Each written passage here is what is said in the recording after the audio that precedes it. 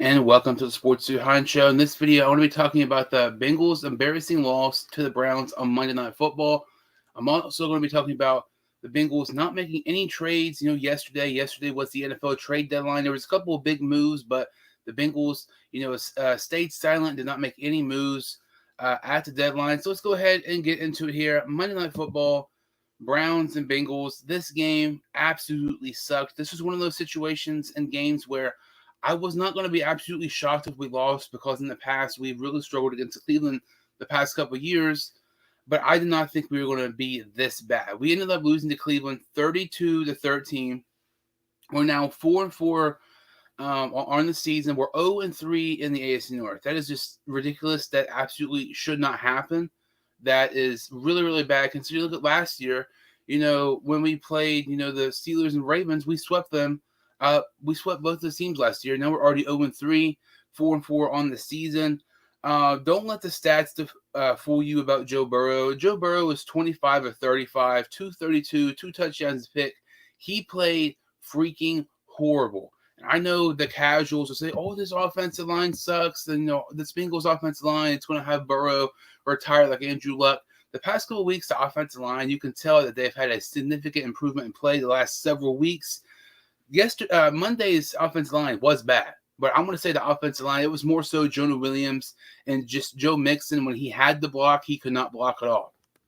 And a clean pocket, Burrow absolutely sucked. And, he had an interception. He had a fumble loss. He had a passing touchdown to Tyler Boyd. That ball was very fortunate to tip into Tyler Boyd's hands. The ball was deflected, and Tyler Boyd was able to adjust his hands in his jump and able to make the catch for a touchdown. Basically, bail Burrow out of that play. But this is the second game this year that we've seen Burrow when Chase is really out of the equation, that he's not been able to do anything. When you go back and look at Sunday Night Football in Baltimore against the Ravens, the Ravens really held Jamar Chase in check. Burrow played absolutely horrible against the team heading into that week. I was giving up on pace to be the most passing yards giving up in a season in NFL history, and he threw only like 215 or something like that. Burrow's struggles is a big reason why this team has been struggling. People want to say, "Oh, Joe Burrow's the best quarterback in the NFL." To me, I call bullcrap on that. Burrow's not the best quarterback in the league. I'm not biased. If you've seen my videos at this point, I'm not biased. I know it might seem that I talk bad about my team a lot, but I'm a realist, unlike most people. But when you look at Joe Burrow has now been outperformed by Mitchell Trubisky, Cooper Rush, Teddy Bridgewater, and Jacoby Brissett. 4 backup quarterbacks. If you're supposed to be the best quarterback in the league, that should never happen. If you're supposed to be the best quarterback in the league, I get, a dud performance, an absolutely crappy performance, maybe once a year. But we've already seen 4 of those in 8 games by Joe Burrow. In 8 games, Burrow's just played 2 good games this year. Last week he had 500 yards against the Falcons, and the week prior he had 300 passing yards against the New Orleans Saints. That was his first, that Saints game was the first 300-yard performance since week 1, where he had 5 turnovers against the Pittsburgh Steelers defense. After the Saints game and the Falcons game, people are saying, "Oh, Burrow's MVP. He's the best quarterback in the league right now." He's been very inconsistent, and he's been a big reason why our team has struggled. The offensive line has sucked some, but even when Burrow's had a clean pocket, he has also sucked too. Really sucks. I did not think he was going to play this bad on Monday night. And this is one of those situations where you did not really think the importance of Jamar Chase in this offense would really hurt them this much. You knew the offense would, kind of decline and play a little bit, but 13 points against the Browns defense is just unexcusable. This team should never have less than 20 points. And you look at those, some of those games. We've played 8 games so far. 4 of them we have scored 20 points or less. That's unexcusable. When you have Burrow, when you have Chase, Higgins, Boyd, Mixon, who's been struggling this season, but he's still a good running back. That should never, ever happen. This is just another frustrating loss for the Bengals so far. And I mentioned Joe Mixon. He had 8 carries for 27 yards, 3.4 yards a carry. And this is one of the situations that's so crazy. After each game, each week, it's looking more likely and more likely as each week goes by that Joe Mixon might not be in his roster next season. And it's really crazy to say that. I thought Joe Mixon would have a career year. In the pass catching game, he kind of has had a career year in the pass catching game. He's already had nearly as many targets this year as he did last year. He's on pace to kill his records for receptions and receiving yards, but he's just not been able to get the rushing attack going. As crazy as this sounds, despite Joe Mixon's significant decline in play this season, Mixon is only averaging 16 yards less this season per game than he did last year. That's really kind of crazy when you look at it, because it just seems like Mixon has not got anything going this season. Perine had one rushing attempt for 7 yards. Burrow had one rushing attempt for 2 yards. Looking at this, Bengals team here, T. Higgins had 3 receptions, 49 yards, and a touchdown. That touchdown was 41 yards. That touchdown, honestly, that 100% should have been pass interference. The Bengals got lucky on that play. Take the way that play, Higgins had 2 receptions for 8 yards. Hurst had 4 receptions, 42. Boyd, 3 for 38, and a touchdown. Like I mentioned, that touchdown. We're very fortunate that was not picked off. Boyd basically bailed Burrow out that play. Mixon, 7 receptions for 32 yards. Let's see here. Trent Irwin, 2 receptions, 27 yards. Perine, 3 for 10. And look at Chris Evans here. Chris Evans had 1 reception for 26 yards. Chris Evans' 1 reception was on the first drive of the game for 26 yards. Take away the T. Higgins receiving touchdown, that Chris Evans play would have been the longest play, biggest play of the game for us on Monday night against Cleveland. Take away that reception for Chris Evans. He played 1 snap the rest of the game on offense. Chris Evans had a 26-yard reception on the opening drive, and Taylor only played him 1 snap the rest of the game on offense. That makes absolutely no sense. Go back and look at the Week 2 game against Dallas, one of the first plays of the game. Mixon had a 17-yard reception, and then we just did not have him involved in the pass catching game anymore. Early on, when you look at different games so far, like the first drive or two, we'll have something that gets going, or that play might work. So we should maybe stick with that, see if we can do it more before the defense catches up on us. But instead, we just stop. Chris Evans is 100% our best pass-catching running back, and it's not even close. When Chris Evans has had an opportunity, he's always made the most of it. So when he has a 1 reception for 26 yards and you only give him 1 snap the rest of the game, that's absolutely ridiculous. How are you supposed to build the confidence up of a young running back who has always made the most of his opportunity when you're still not playing him, even though he deserves more snaps and he's making the most each time you put him in the game? I think it's absolutely ridiculous. Chris Evans really needs to get some more snaps involved, and he really needs to be more involved in this offense.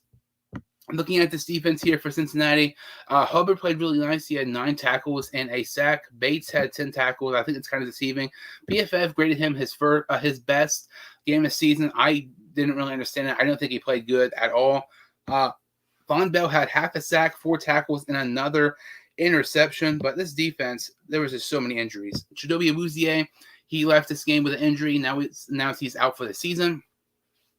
Trey Flowers came in. He was hurt. Eli Apple was already out this game. We had Cam Taylor-Britt had his first NFL start. We had Daxton Hill have to play some. When you have your first and second round pick rookies, it's probably not going to end too well, especially when those guys have not had a lot of playing time. Looking at the Browns side, Jacoby Brissett, 17, 22, 278, and a touchdown. I mean, he played so much better than Joe Burrow. It's not even close. People say, oh, well, our secondary was hurt. Okay, it's freaking Jacoby Brissett. Jacoby Brissett should never play better than Joe Burrow. Nick Chubb, 23 rushing attempts for 101 yards and 2 touchdowns. This was something that was kind of a key factor heading in this game. Nick Chubb was leading the NFL in rushing yards heading into Monday Night Football. He was leading the league in rushing touchdowns. The last 3 games heading into this game, the Bengals were giving up over 150 rushing yards. Chubb was averaging nearly 100 rushing yards a game, and the 7 times he's played the Cincinnati Bengals, and he gets 100 here and 2 touchdowns. Amari Cooper, it's kind of crazy to me. He's a guy who I always kind of was a little overrated a little bit, but he was absolutely great this game. 5 receptions, 131 of the touchdown. Donovan Peoples-Jones, 4 receptions and 81 yards. Looking at this, Browns defense here, I mean, they had 5 sacks, just really, sacked Burrow a lot, and even when Burrow, had a clean pocket, they were still, playing great against this Bengals offense. And when you look at this, Bengals offensive line, the casuals say, oh, this offensive line sucks, Burrow's going to leave, all that crap. When you look at it, Joe Mixon gave up a sack. He has been absolutely terrible in pass blocking this season. Absolutely horrendous. Each game, it seems like it's getting worse. And then you look at the left side, Jonah Williams. I tried to tell people the whole freaking offseason, Jonah Williams was a bust. The worst thing we did in the offseason was give the fifth-year option to Jonah Williams and not sign Quentin Spain. Those two, to me, were the biggest head scratchers. Jonah Williams, it just didn't. I've always thought, heading into this season, he was not as good as people thought he'd be. And then, I got lots of hate for, he's going to be good. He's going to be good. He's been a bust. He's 100%, without a doubt, the worst starting offensive lineman the Bengals have right now, and it's not even a debate. He gave up 3 sacks on Monday Night Football. I don't care who you're playing against. If you're one player, you're giving up 3 sacks. That's horrible. He's the weakest link to this Bengals offensive line, and it's not even close. But, it's just so frustrating because just nothing got going for the Bengals. We lose this game 32-13. Evan McPherson missed the extra point, and he missed a field goal. It's just the offense can't get anything going. The defense can't get anything going. And when McPherson's missing the field goal and extra point, the odds are this is just an all-out horrible performance by Cincinnati. And, 32-13, all those 13 points were in the fourth quarter. We were shut out for 3 quarters. I don't care who we're playing. We should never be shut out with 3 quarters when we have Burrow, Boyd, Higgins, and Mixon. That is inexcusable. That should never, ever, ever happen. And it's just very frustrating. 4-4 on the season. Now we are 0-3 in the AFC North, in the division. I'm looking at this here. When you look, at the trade deadline yesterday, there's lots of talks about maybe the Bengals would make a move to maybe, trade for a corner because, with Chidobe Awuzie being out for the season, we are very, very thin at corner now because we don't know how long Eli Apple could be out. Cam Taylor-Britt's only started a game or two. He's not played much at all. And you look at this, team, you think maybe we'll trade for a corner. Maybe we'll trade for a wide receiver. There was already talks about trading for a wide receiver before Jamar Chase got injured. Lots of people talked about Terrace Marshall Jr., the wide receiver for the Carolina Panthers. It made a ton of sense. I honestly thought it should have happened. It would have made a lot of sense. He already has the chemistry with Joe Burrow. He's played with Jamar Chase, during that historic 2019 season, and we don't trade for him. I thought that's kind of strange. And then we end up doing nothing. This just does not make any sense to me when you're the Bengals and you're a team, who has Joe Burrow. Joe Burrow has sucked this season. He's not played good at all. But it's one of those situations when you have Joe Burrow as your quarterback, you should always be in win now mode. And when you're not trading for a good quarter or just getting more, help at wide receiver, you're not getting wide receiver, it doesn't seem like you trust yourself to be in win now mode. And that, to me, I think that's just absolutely ridiculous. When you look at teams like the Minnesota Vikings, I believe, are 6-1 right now. And, they traded with their rival, a team in the same division in the Detroit Lions, and got TJ Hawkinson when it was announced that Irv Smith Jr. was going to be out for a long extended period of time. So when you have Irv Smith Jr., he's out, and the Vikings trade with somebody in their same division and they go get Hawkinson. Yes, the Bengals have some injuries. Yes, the Bengals have not played good this season. But, when you look at the Ravens are not that much better than the Bengals. You can make a case that Ravens aren't even better than the Bengals. The Bengals, if they can just get their act together, they still have a chance to win a division, and they need something to take them to the next level. Just give them a little bit more help at corner or wide receiver, and we do nothing. I just don't understand that. Monday Night Football in Cleveland, you've had 12 straight road primetime losses, and when you look at this, roster for the Bengals, we're having, Trent Irwin and some of these guys who, aren't bad, but I don't really want those guys to be making, top plays in the third and fourth quarter. Burrow needs more targets and more reliable targets who's had, more experience. It just doesn't make sense. If you're win now mode and you don't make a move, that doesn't make any sense. Look at the Ravens. The Ravens, to me, I still think are one of the most overrated teams in the NFL. They went to go trade for Roquan Smith for a 2nd-round pick and a 5th-round pick. That's a great trade for Baltimore. And the Bengals don't do a single freaking thing. It just doesn't make any sense to me. If you have Burrow, you should always be in win now mode. And if you're in win now mode, you should always try to do what's best for your team and try to trade for assets to take your team to the next level. And that's not what the Bengals did. We've seen 2 games so far with Jamar Chase basically out of the equation. Saturday night against the Ravens and then Monday night against the Browns. The Ravens had the worst pass defense in the league heading into that game. on Sunday Night Football, and the Browns don't have a great defense either. And we've seen what the Bengals offense have done in those 2 games when Chase is out of the equation. In those 2 games, we have scored less than 20 points in both those games. We should never score less than 20 points. So you would think the Bengals would want to try to trade for a wide receiver or try to sign one. It's so crazy. Like, a couple years ago, and there was times where Alex Erickson was our number 1 receiver for a week or 2, and now we have T. Higgins and Boyd, and we're asking for more help. But it's true, because if we just get a little bit more help, and then once Chase comes back, this offense can be dangerous. If Burrow can get his act together, the offensive line can play a little bit better. But it's just so frustrating. The Bengals did not make any moves. I just don't understand it. Hopefully they'll maybe send like a wide receiver who's a free agent or a corner who's a free agent. I believe Sidney Jones was released.